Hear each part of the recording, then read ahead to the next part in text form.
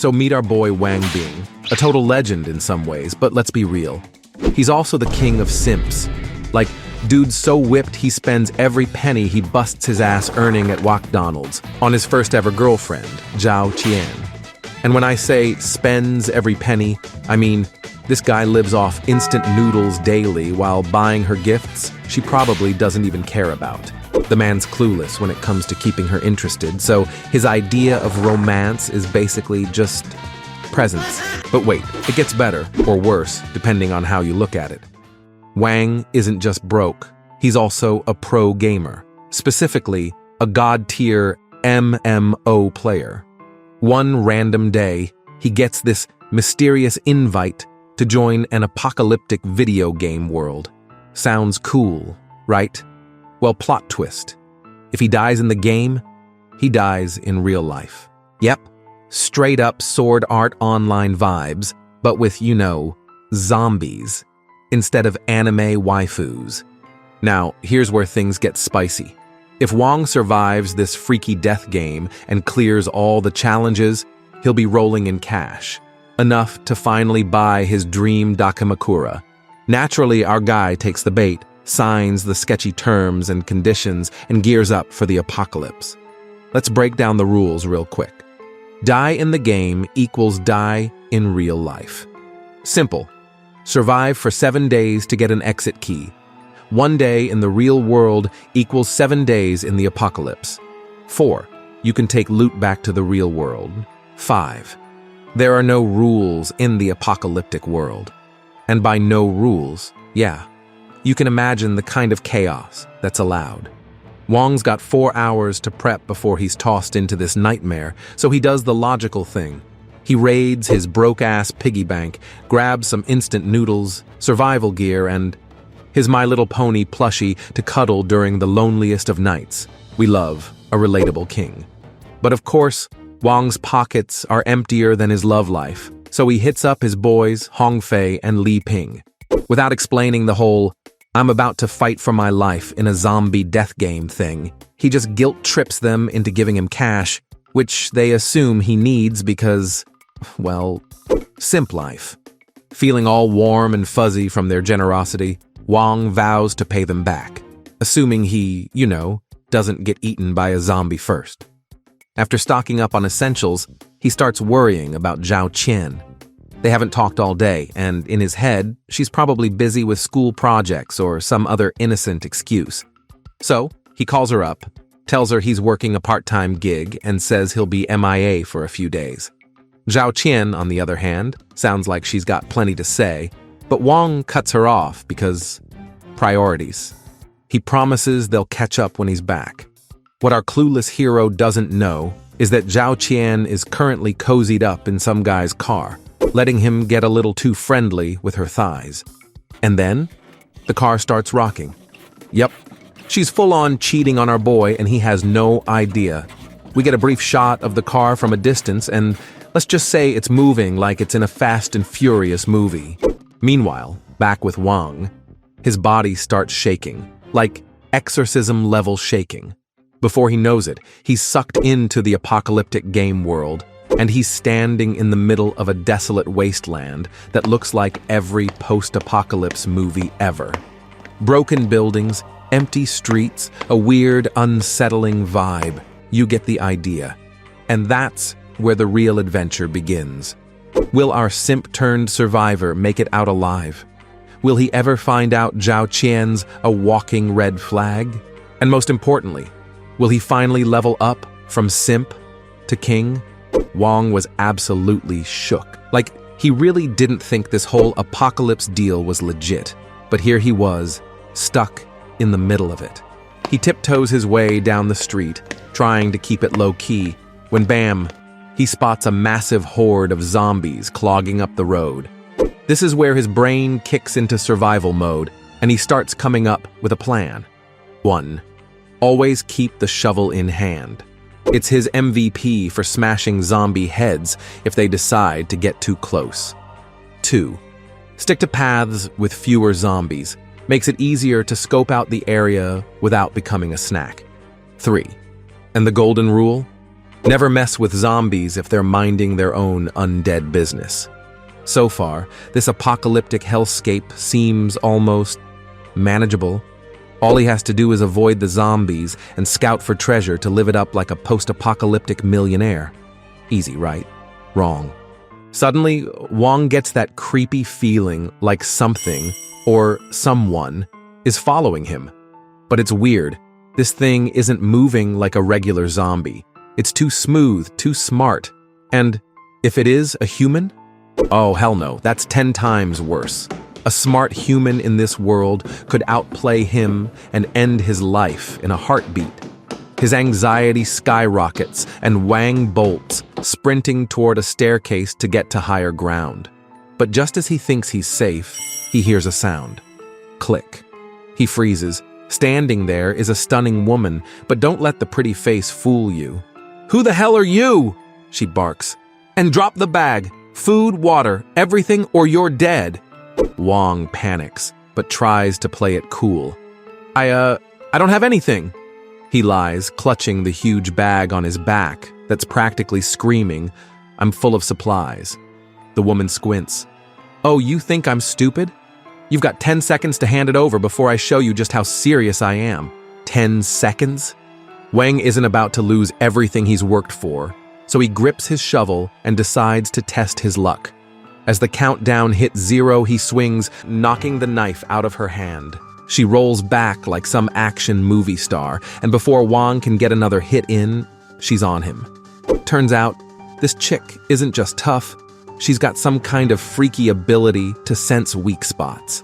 She starts landing kicks exactly where it hurts most, and before Wang knows it, he's flying through the air like a rag doll. She grabs him by the neck, pulling him close. "Last chance. You're gonna die if you don't give me that bag." Wang starts begging for his life, practically sobbing. "Wait, there are canned goods inside. We can share." Her eyes light up, and she actually starts drooling a bit at the thought of food. Bingo. While she's distracted, Wang whips out a taser he's been saving for emergencies. Zap. She drops to the ground, convulsing, and Wang quickly snatches the knife she was holding. He could leave her there and be done with it, but something in him feels bad. So, he tosses her a small pack of food and a water bottle before taking her knife as his new prize. Wang doesn't stick around to see her reaction. He's got to find a safe place to stash his stuff.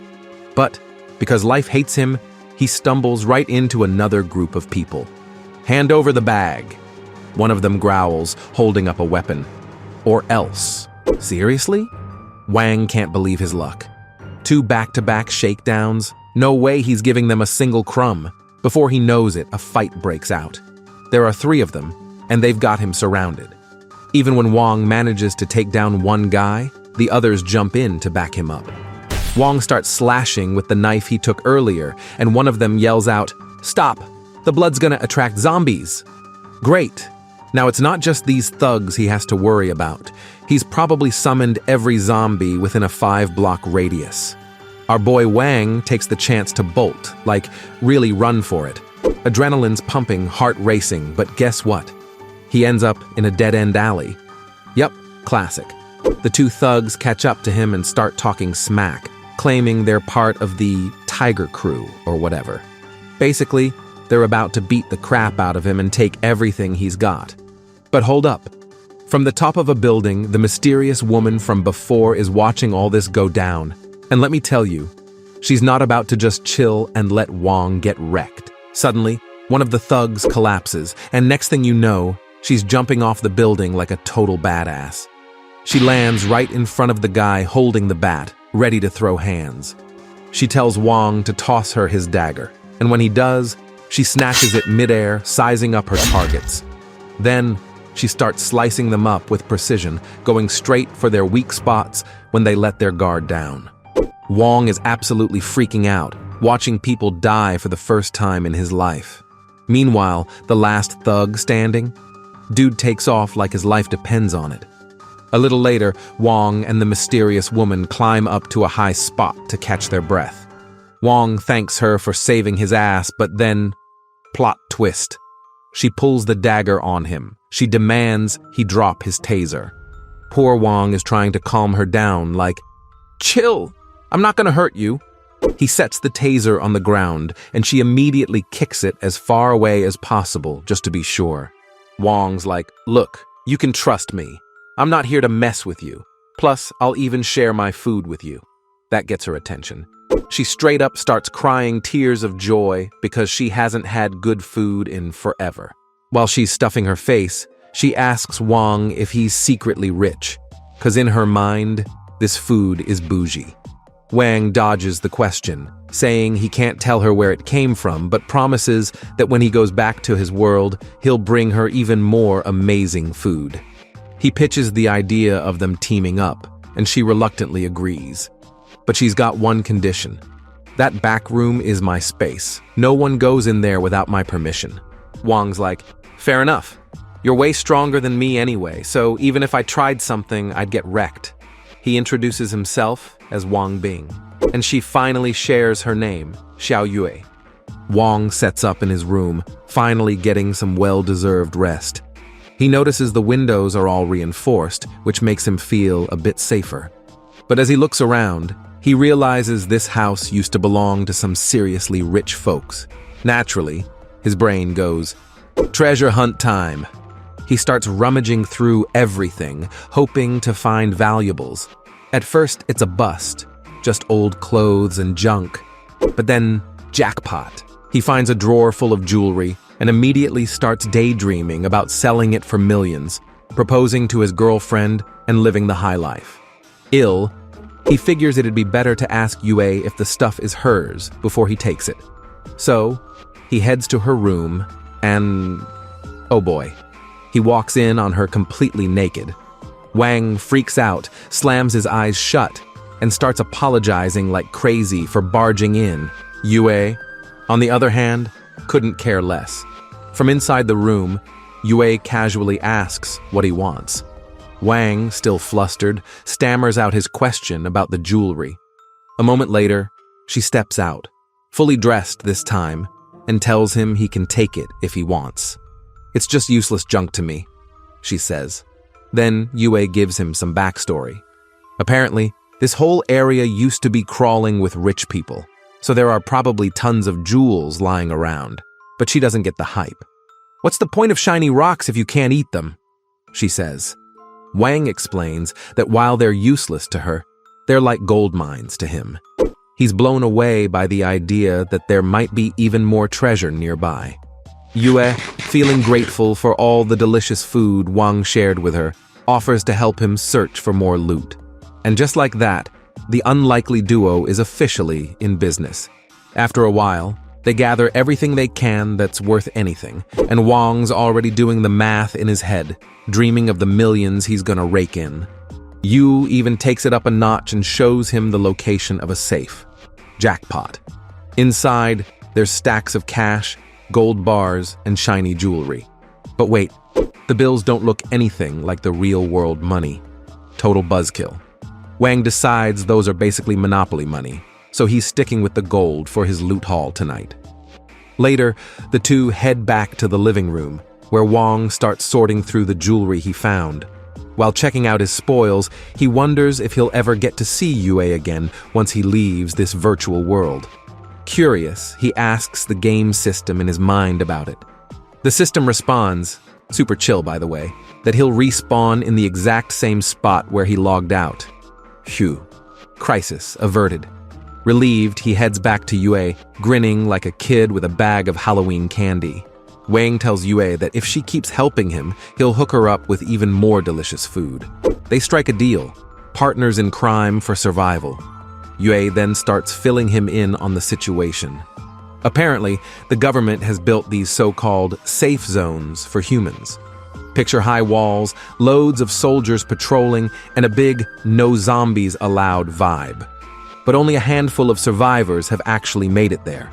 Turns out, the bigwigs running this world are also working on a cure for the infection, but, of course, that's only for the elite. Regular folks like Wang and Yui, they're stuck scavenging for food in these post-apocalyptic wastelands. Curious, Yue asks Wang how he plans to trade all the stuff he's looted for food. Wang smirks and drops the "I'm a merchant from a faraway place" line, like it's no big deal. He promises her it's easy for him to make those trades. Yue, not entirely convinced, warns him not to go out alone. Oh, and one more thing.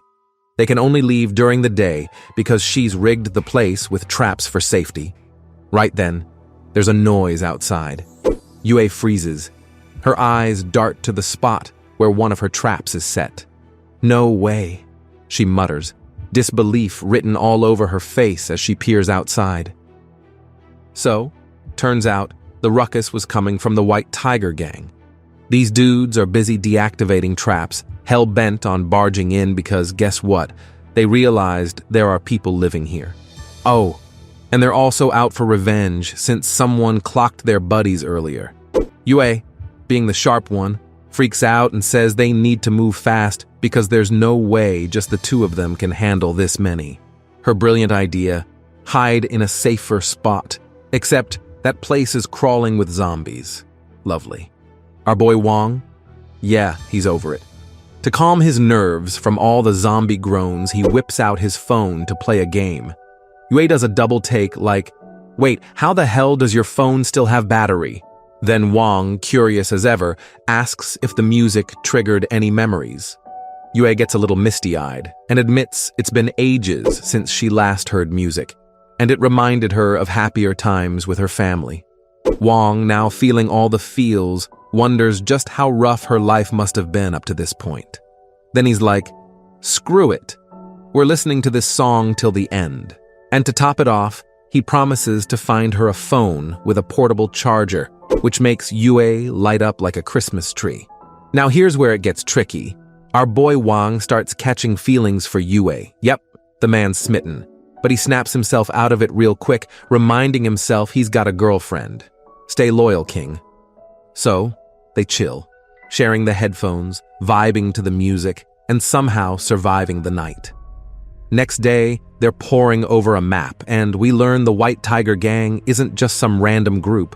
They're one of the top dogs in the area. Oh, and they've been hunting Yue and Wang like it's a freaking game of hide and seek. Other big names: Furious Shark, Brave Eagle, and Totem Bear.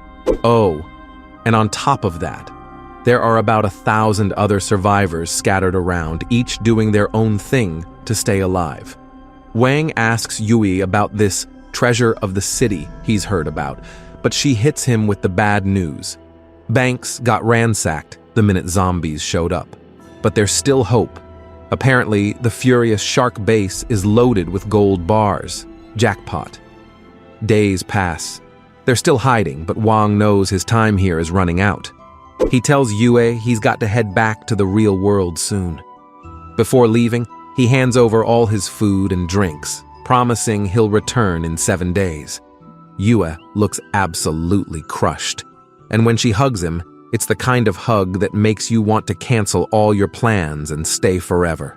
She begs him to take her with him, but Wang explains he can't. Still, he vows not to leave her here forever and promises to bring back more supplies. "Just hang in there for a week, okay?" he says, trying to keep it together. But deep down, Wang's feeling like absolute crap. Because let's be real, everything Yue's been through, low-key his fault. He shakes off the guilt, heads to an empty room, and teleports out. Cut to Yue wandering into the room he just left. She's searching for him, but of course he's gone. The look on her face? Heartbreaking. She just sits there, totally defeated. Now, here's where things take a wild turn. Somewhere else, a couple's getting real freaky in a park. Like, full-on, no-shame, public display of affection doesn't even begin to cover it. Out of nowhere, Wang pops back into the real world and screams, "I'm back, baby!" completely ruining the mood for the couple. And that's how the chaos continues. Wang was finally feeling a little more chill. Dude had managed to leave behind all the creepy apocalyptic vibes and, oh yeah, his backpack was loaded with gold and jewels. He wanted to call his girlfriend, Zhao Qian, and drop the bomb. He was filthy rich now. He dials her up, practically bouncing off the walls, and says he wants to see her ASAP. Xiao, on the other end, gives him this lame excuse about house hunting with her family and says she'll meet him later. But plot twist, she's lying through her teeth. Turns out she's all over her side dude, who's busy feeling her up while she's on the call. She barely keeps it together and mumbles something about bad signal before hanging up. Meanwhile, Mr. Side Dude leans in and whispers, "Ditch your broke-ass boyfriend, and I'll buy you that house you've been eyeing. Like right now." Xiao doesn't even hesitate. She texts Wang her location, acting like she's doing him a favor. Wang, completely clueless. He's over here daydreaming about mansions and planning to surprise her with the biggest flex of her life. Cut to the jewelry store. Wang, rocking his tattered apocalypse clothes and reeking of desperation, and probably like actual BO, walks in to sell his loot. The cashier gives him the side eye, clearly thinking, "Oh, homeless guy alert." But then the manager strolls over, takes one look at Wang's stash, and flips out. Turns out, the jewels are legit priceless. Dude writes him a check with so many zeros it looks like a phone number. Just like that, Wang's a millionaire, and he's still got gold bars to spare. Feeling like an absolute king, Wang hops in a taxi and heads straight to the real estate agency where Zhao said she'd be. He walks in, looking like he just survived the Hunger Games, and spots her. But wait, who's that dude with his arm around her? Wang freezes. No way! This isn't happening. He marches up to Zhao and demands to know what's going on. Side dude? Oh, he's loving this. He takes one look at Wang's raggedy clothes and starts roasting him, calling him a hobo. Zhao, rolling her eyes, hits Wang with a classic breakup line. "Listen, we're graduating soon, and I need someone who can, take care of me. If you really love me, you'll let me go." Wang's heart shattered. He's standing there, staring at the girl he thought was his soulmate, the one he went through literal hell for, and she's just done with him. He refuses to believe it. "This isn't you," he says. "Did he force you into this? Tell me, and I'll protect you." Zhao, pissed. "Wang, stop embarrassing yourself." Side dude decides it's time to escalate things and steps up to Wang, itching for a fight. Zhao tries to stop them, but side dude slaps Wang right across the face and says, "You're pathetic. Oh, by the way, I've already slept with her, so game over, loser." Wang, absolutely wrecked. He's too stunned to speak, just standing there in total disbelief. But then, he snaps. He launches a kick straight into side dude's chest, sending him flying into the wall. Zhao loses it, slapping Wang hard across the face. "What's wrong with you? He's better than you'll ever be." Before things get any crazier, the jewelry store manager shows up out of nowhere, trying to defuse the situation. Wang's all like, "I just wanted a nice house, Something that doesn't look like it's about to collapse." But then he takes one last look around and shrugs. "Nah, I'm out. These places are straight up dumps." Before leaving, he glances at his girlfriend. Yeah, the one who just stabbed him in the back, and hits her with, "Wish you all the best. Don't come crying later when this blows up in your face." Meanwhile, this guy is still fuming. Dude's ego is bruised to hell after getting roasted, and he's not about to let it go. Zhao Qin tries to calm him down, but he is not having it.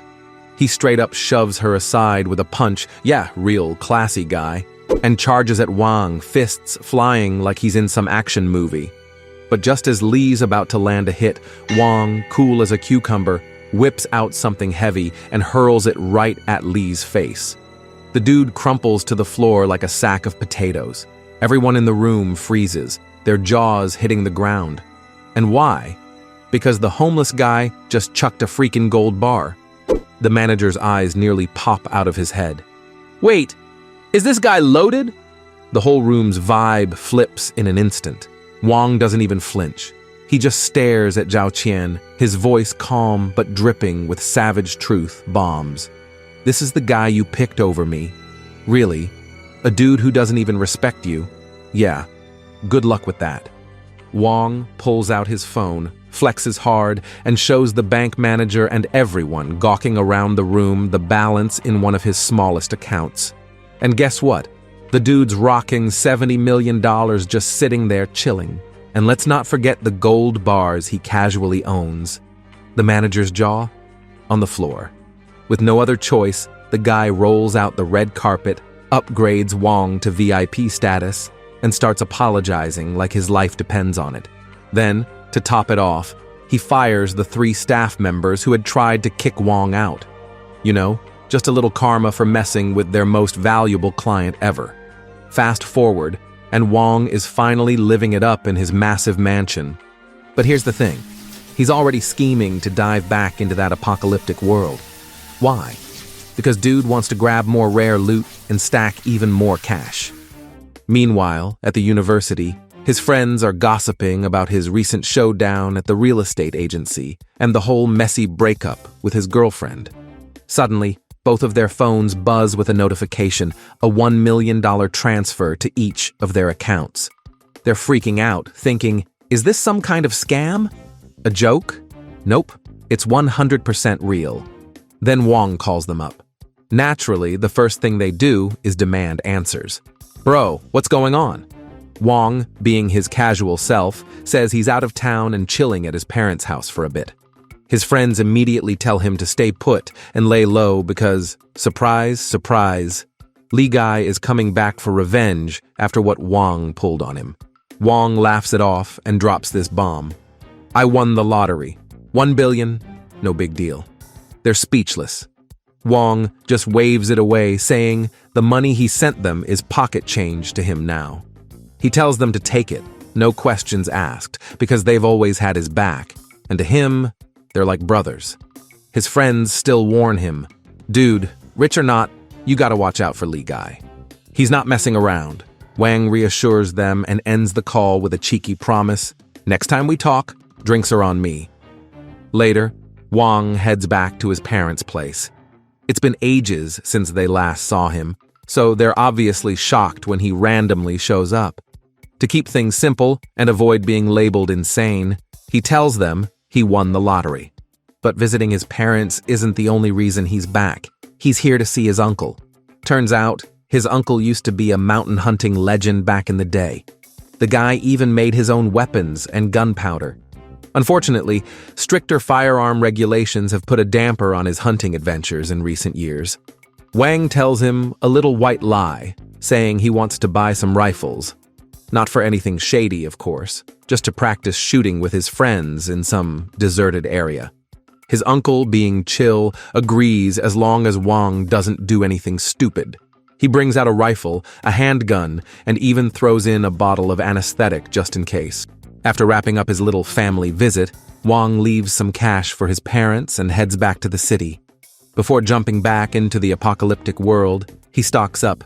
Food, a new phone for Yue, because he promised, a fresh set of daggers, mountain knives, and even some detonators for, blowing up mountains.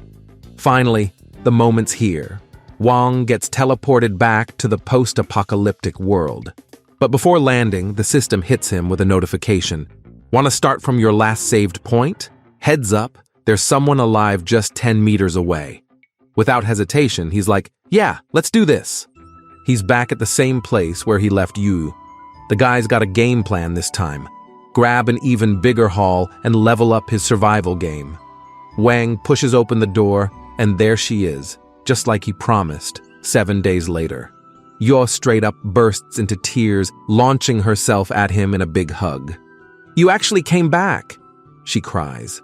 Wang tries to play it cool, but you can tell he's a little touched. He tells her to chill for a bit. They'll grab some food and talk things out. That's when he notices Yue's all banged up. Scratches, bruises, the whole 9 yards. Wang's like, what happened to you? She spills the tea. After he left, the White Tiger gang came snooping around. Worried about him, Yue went out to check if he was okay, but barely escaped a couple of close calls. That's how she ended up getting hurt.